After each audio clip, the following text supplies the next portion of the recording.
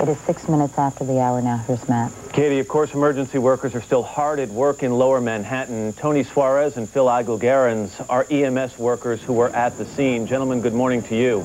Good morning. How long did you both spend at the scene? And Tony, let me start with you. How long were you there?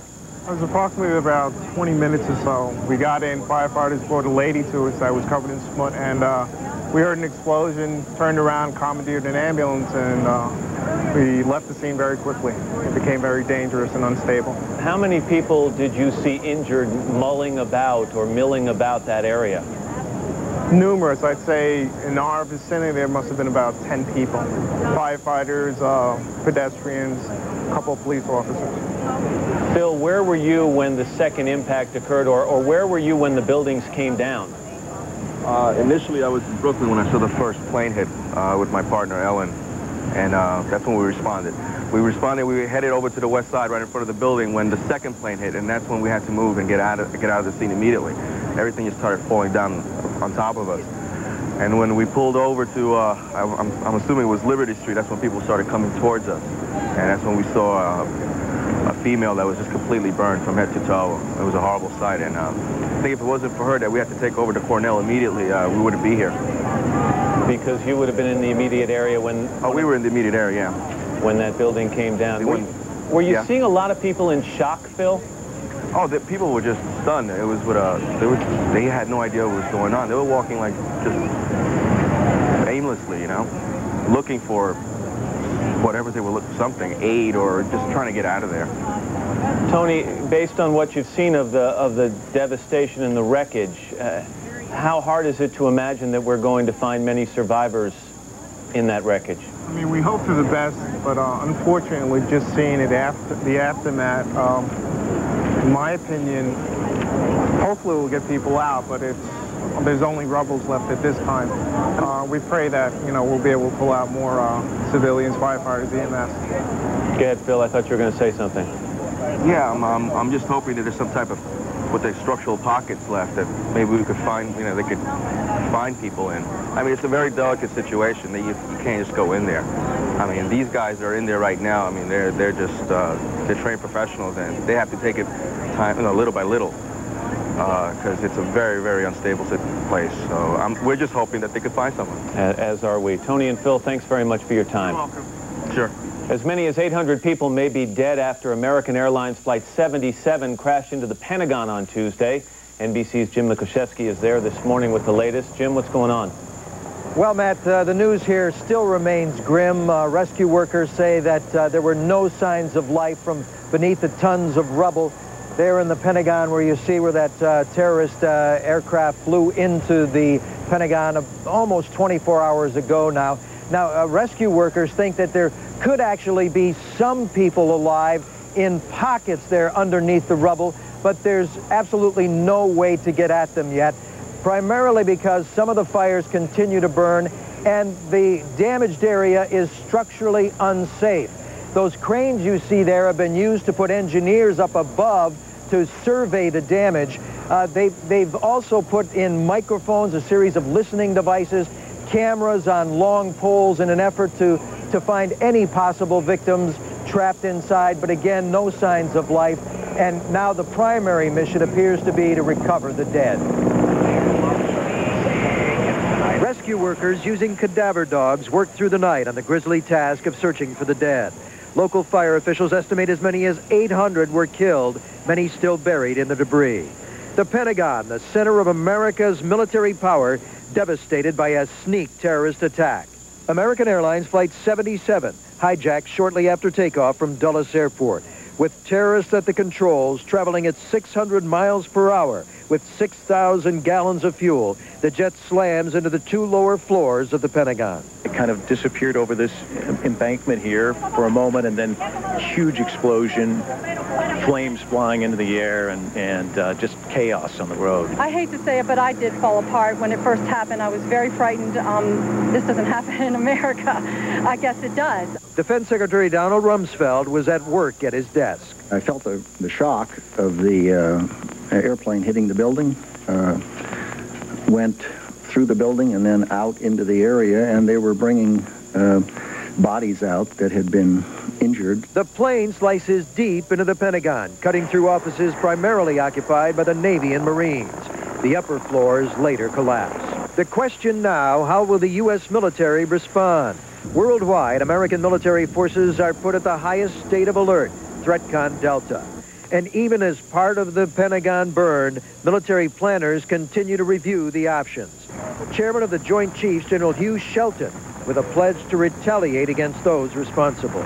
I would tell you up front, I have no intentions of discussing today what comes next, but make no mistake about it, your armed forces are ready. The Pentagon has long had a number of contingency plans to attack a variety of Osama bin Laden targets. Those plans are now under serious review. The aircraft carrier Enterprise, headed home from the Persian Gulf, ordered to remain in the area in case President Bush orders military strikes. Now, before rescue workers can actually enter the most devastated part of this area, engineers are actually going to have to knock down the unstable portions of the building to make it safe for those rescue workers. And local firefighting officials say it could be as long as a week before we know exactly how many people died here, Matt. But again, Mick, the latest figures you're hearing, it could be up to 800 people. 800 people, civilians and military alike, remain unaccounted for this morning. Jim Miklaszewski at the Pentagon. Mick, thanks very much. Here's Katie. Matt, that number is staggering. Meanwhile, all 4 of Tuesday's hijacked flights were headed to California. NBC's George Lewis is at LAX, where 3 of those 4 planes were headed. George, good morning. Good morning, Katie. LAX remains closed at this hour. The relatives of those aboard the hijacked planes have been taken to 2 nearby hotels by the 2 airlines involved, American and United. They're meeting with grief counselors there. No word yet on when the airport may reopen. But as you said, because all the flights were bound to California, the events back east have had an enormous impact here. Shocked and grieving, the relatives of the airline passengers were quickly escorted to a private area at LA International and later to 2 nearby hotels. Among the passengers bound for Los Angeles, David Angel, the producer of the TV series Frasier, and lawyer and TV commentator Barbara Olson, wife of U.S. Solicitor General Ted Olson. Before her plane crashed into the Pentagon, Olson reportedly called her husband twice on a mobile phone to tell him the jetliner was being hijacked by men with knives, that the crew and all the passengers were being forced to the back of the aircraft. On United Airlines 93, the plane that crashed in Pennsylvania, Tom Burnett, vice president of a medical devices company in Northern California, called his wife and indicated he and other passengers were trying to overcome the hijackers. Father Frank Colachico, a friend of the family. Yeah, he called her on the cell phone and told her that one of the passengers was already dead and that they knew that they were all going to die and that 2 other men and he were going to try to do something, the conversation, and love you, honey. And that was the end of the conversation. On the same plane, Mark Bingham called his mother and his aunt. He just said, I want to let you all know that I love you very, very much in case I don't see you again. He said that? That the plane has been taken over by hijackers. And then I said, well, we love you very much too, Mark. Let me go get your mother. I hope it was quick. I hope he took an active part in thwarting the hijackers.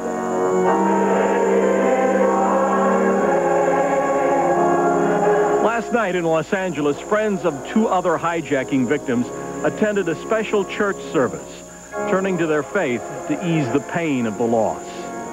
Now, here at LAX, there are 178 planes on the ground behind me, all stranded when the airport was shut down, as well as the rest of the air travel system in this country. And, pardon me, even if the air traffic system gets back up to speed today, it's going to be a long time sorting out all of those planes, many of them not in cities where they're supposed to be. So air travel is going to be a nightmare for the next few days anyway. Katie? That's right, George, because a lot of the planes that were en route were diverted to other airports. So many people who are not affected by this but were flying to Los Angeles are in other cities this morning. Right. People are in other cities, and planes that should be in other cities to take care of passengers' needs there are sitting on the ground here.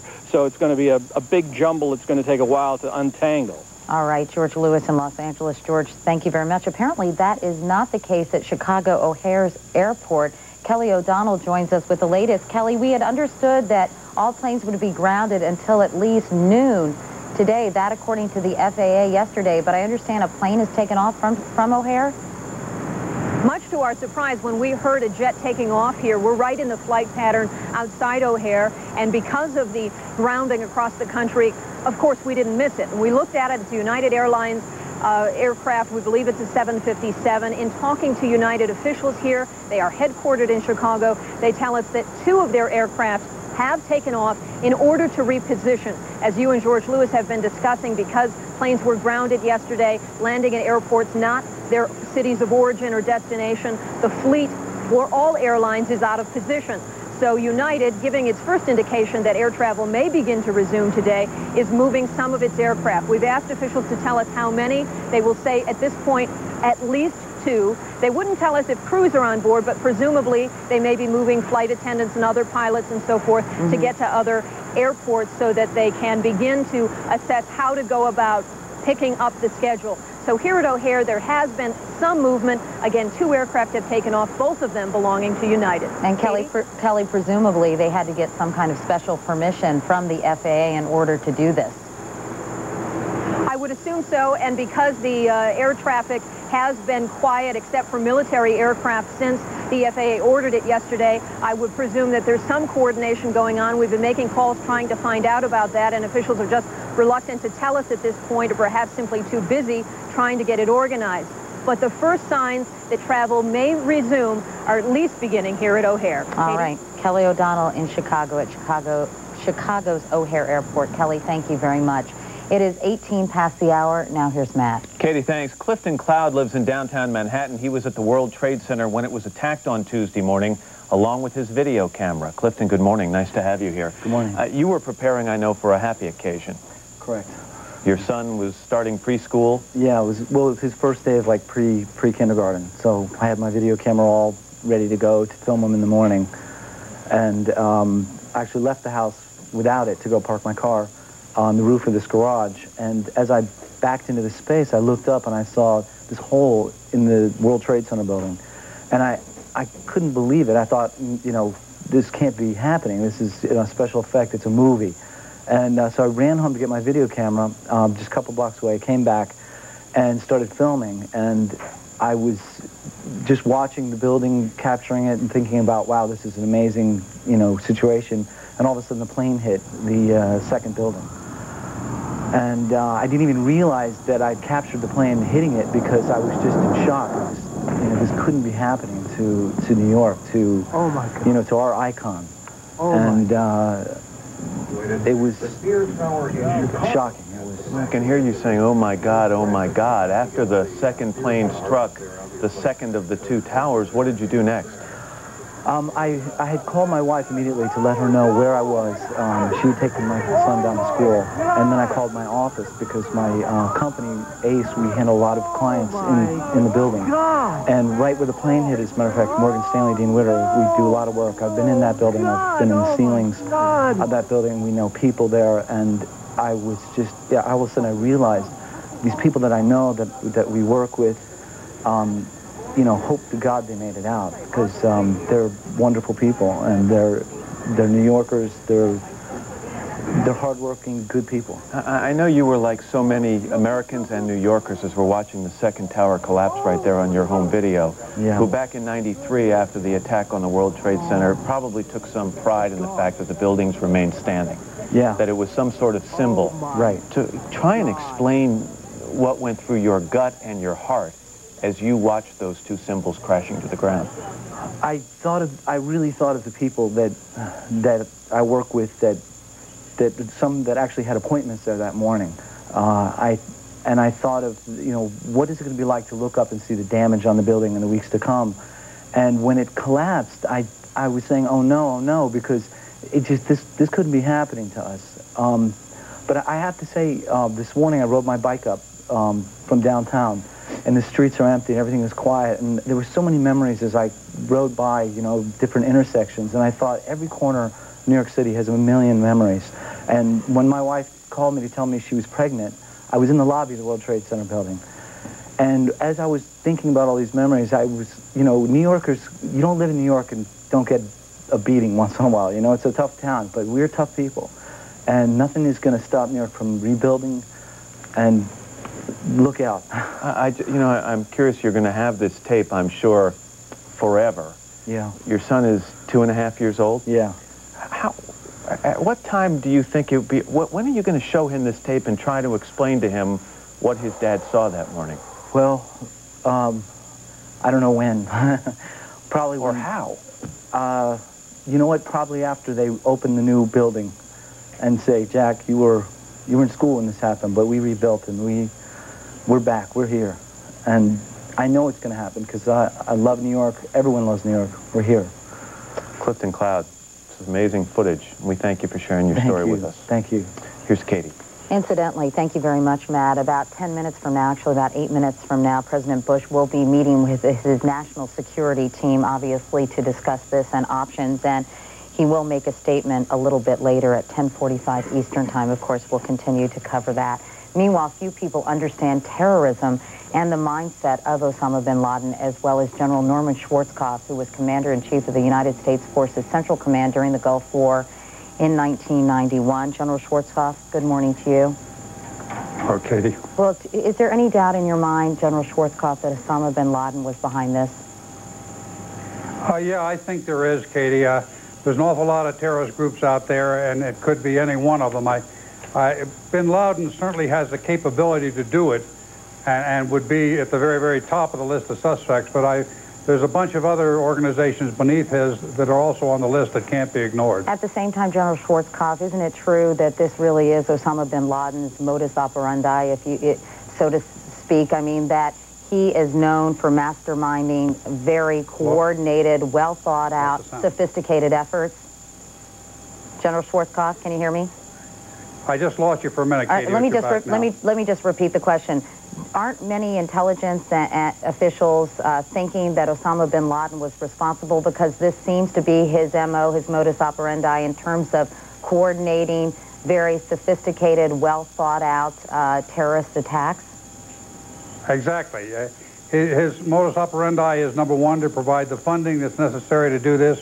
Number two, to use, as he did in Africa against our embassies there, he uses local people that he can finance, support, give them the supplies and that sort of thing, and then they ultimately carry out the attack. That's exactly his modus operandi, but it's not his alone. There are others that could do the same thing. All right, so we've heard a lot from U.S. officials who are understandably, if you've been there when you were, in charge during the Gulf War, they're very cautious and measured, but they have talked about possible U.S. military options.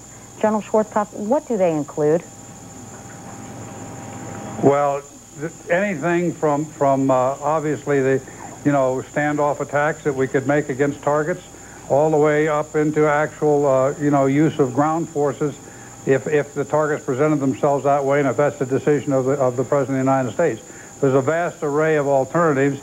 The toughest part, Katie, of dealing with terrorists is, number one, you got to find out where they are. Right. And that's the major challenge. Until you know where they are, you don't have a target to hit. And certainly we can't just go ahead and indiscriminately bomb huge areas without having any idea what it is we're going after. I'm sure that there's an array of alternatives that are available, that have been developed long since by the Joint Chiefs. And now it's a question of selectivity. What enemy are we going after? Where are they located? And then what's the most effective means? And there may be many effective means that could be utilized against them. Then it's a question of which one you're going to utilize. So in other words, it could be a multifaceted approach with a lot of different resources being brought to bear. You mentioned actually finding these individuals, bin Laden perhaps, or some other terrorist leader and his associates. And we cannot really emphasize enough how difficult that is. Well, it's worse than the needle in the haystack. But as I said, there are several groups out there, any one of which could be responsible for it. They've got support bases. That's one of the most valuable targets to go after, because these things don't happen without support. Somebody got them to the airport, somebody fed them their breakfast, the dinner the night before, provided shelter over their heads, right here in our own country. So obviously there is a group of people here that were a support base for this organization, and then it goes all the way back to the home organization, wherever it might be, and who's supplying whatever they were supplied. So, so it's a very, very, very difficult, tedious process, and we shouldn't jump to conclusions. You know, I hate to say it, but remember when Oklahoma City first happened, everybody said, well, this was Islamic terrorists that did it, and it turned out it was a home-cooked operation. So I think that we have to be cautious and really let the people who know the business well do what they do well, and they'll find out who's responsible. Although, General Schwarzkopf, we should point out that those 5 Arab individuals who were tracked down at Logan Airport in Boston, 2 with passports from the United Arab Emirates, I mean, there are some indications that these might, in fact, be individuals who are not within our borders, who do not live in the United States. And again, we shouldn't jump to conclusions about that. You know, I talked to Sandy Berger, the former National Security Advisor during the Clinton administration, as he left the studio this morning, because we need to think ahead, too, because if we engage militarily with whomever or against whomever, the United States also has to prepare for some kind of retaliation. And what kind of weapons, for example, of mass destruction, do some of these individuals, whether it's Osama bin Laden or someone else, have access to? Well, I'd like to hope that they don't. Weapons of mass destruction there are many different kinds. If you're talking about nuclear weapons that somebody may have gotten out of the Soviet Union, that's a possibility, but very, very, very slim. It's one thing to have a missile like that. It's another thing to be able to utilize it.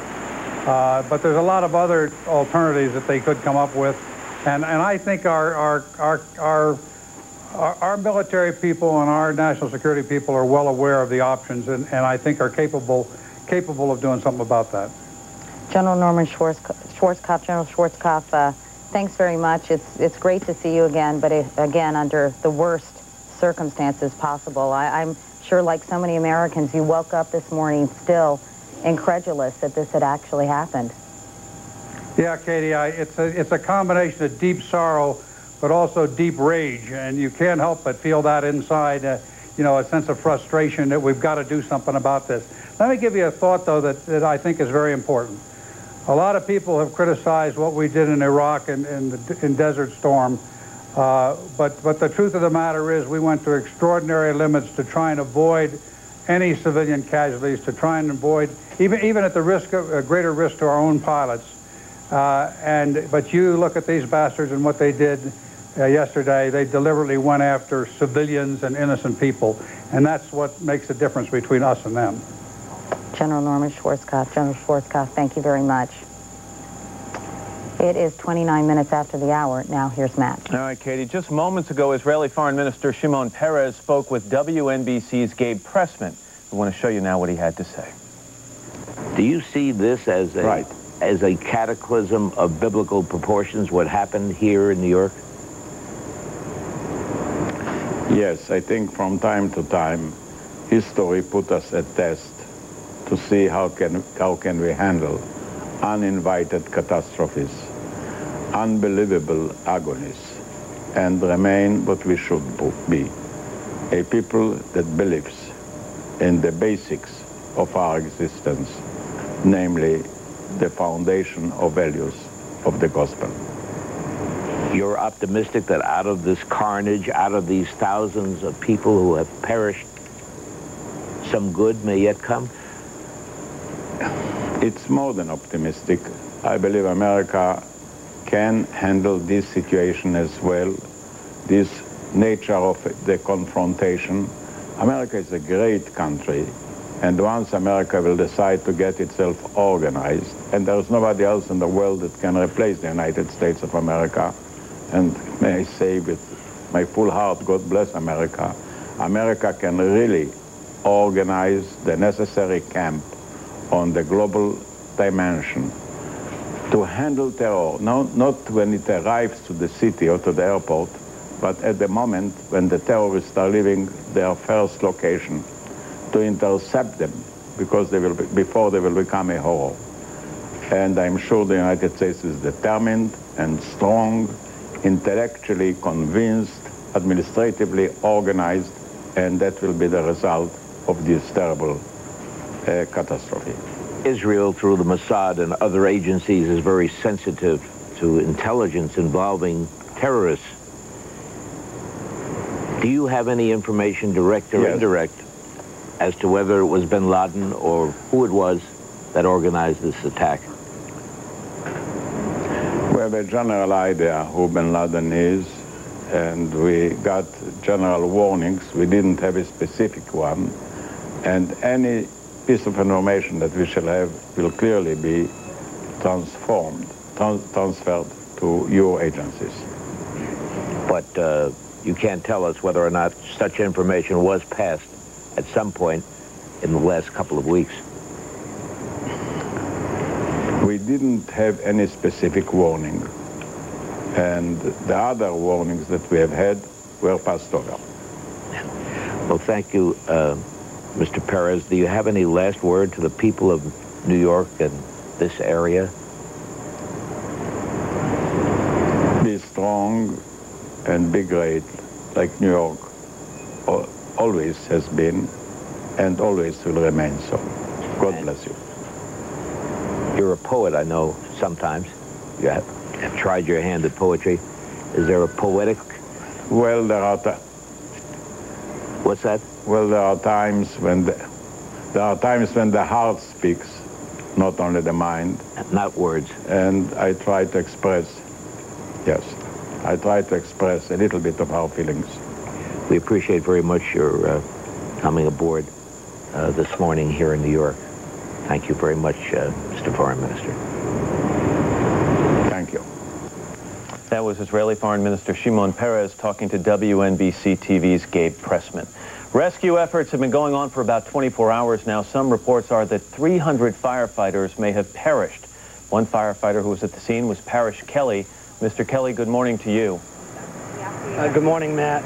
I want you to try to explain to me and describe the scene after the second plane hit World Trade Center Tower number 2, and describe for me how many firefighters would have been on the scene, where they would have been in that plaza and in that building. I can't answer that, Matt. I was actually in Massachusetts working at the time when I saw the second plane hit. I decided to get my vehicle and head to New York after the second tower collapsed because I just knew that there were many, many rescue personnel on the ground, and I just felt compelled to get in my vehicle and come down here and do whatever I could. When you get to the scene, the devastation of the emergency personnel, you come across maybe 20 pieces of fire apparatus that are completely burned out. It's nothing more than the shell. Cruisers, police cruisers are just stacked on top of each other. They're just burnt out pieces of shells. Something down there happened that was just very, very devastating. You say you drove down from Massachusetts. We all remember a short while ago in Worcester, Massachusetts, that fire that claimed the lives of so many firefighters. But when you hear that up to 300 firefighters may be missing, unaccounted for, and may have perished in this disaster, what goes through your mind? I just heard that for the first time. I knew there were many, but I didn't hear any figures. We lost 6 up in Worcester, and New York sent an entourage up. They were very supportive, so that's why I felt compelled to come down this way. I cannot even imagine how many emergency personnel. You're talking about firefighters. There were police officers, EMS. There might have been nurses and doctors that came to the scene. I can't even imagine how many rescuers that perished in this. I can't even fathom. We have to remember that after both planes struck those towers, there was a lot of fire in the buildings, and people sometimes forget that firefighters don't do their jobs in a building like that from the ground or from trucks or something like that. They've got to get inside those buildings to try and put those fires out. That is correct. From what I understand, the 2 gentlemen that we pulled out from the rubble, one last night and one this morning, from what I understand, they were both inside the building attempting rescue operations. And from what I understand, and this isn't confirmed, but it came from another Port Authority employee, that they actually rode the building down. So they were in the structure when it collapsed. Some of the firefighters and police officers have been working, as I mentioned, for about 24 hours now, Mr. Kelly, and while they are obviously exhausted, we've been hearing reports that they don't want to leave the scene because so many of their brothers and sisters are still in that rubble. That's something you hear a lot when you talk to firefighters. That is correct. I was on the line with about 200 other emergency personnel with the concentrated effort of the 2 rescue attempts. The one last evening, and then we switched our approach to get into a better angle, and then we obviously pulled out the second survivor this morning. We did not want to leave. They physically came in and took the equipment out of our hand and had us come off the line. We've been out there for no less than 12 hours, and they asked us to come off the line, and they're sending in some reinforcements now. All right, Parish Kelly. Mr. Kelly, thanks very much. Our best luck to you during the day ahead. Yeah, my thoughts and prayers go out to the families. This is just incredible, and until you get down to the scene, I see the helicopter. There's still a lot of heavy fire and smoke down there. Until these shots get back to the nation, I don't think anybody can fathom what we just saw down there. We thank you for your time, Mr. Kelly. Appreciate it. You're welcome. Here's Katie. Okay, Matt, thanks very much. Larry Johnson is the former Deputy Director of the State Department Office of Counterterrorism. Mr. Johnson, good morning. Morning, Katie. You know, we spoke about 24 hours ago after this happened. We did not, you emphasized not jumping to conclusion that this was some terrorist act. Obviously, this morning, you believe that's the appropriate conclusion to draw. Yes, absolutely. I've spoken with some people in the government, and they've indicated that there was, in fact, some advanced intelligence. It was general, but it was pointing to the fact that Osama bin Laden was training and was putting personnel through training in aviation. And so clearly, you didn't have to train people in this to take, how to take off and land a plane, just to maintain airspeed and to be able to steer the plane. And unfortunately, it looks like that's the case. You don't have any other group in the world that's connected with doing something like that. So you're pretty convinced, Larry, that that Osama bin Laden's fingerprints are all over this? Yeah, and again, I'm not a reflexive, let's hate Osama bin Laden and he's the villain of the moment. But when you look at the incidents that have occurred over the last 10 years, and you look at the people that are killing Americans and calling for the death of Americans, Osama accounts for about 80% of that activity. And he has been the only one willing to take these kinds of casualties to kill innocents. The other folks are fairly, they don't, guerrillas in Colombia and in Turkey and even Hezbollah and Hamas have not gone out and aggressively attacked Americans. So I think it's the past behavior coupled with the recent threats that leaves no other conclusion. Let me go back to something you said just a moment ago. You talked about advanced intelligence.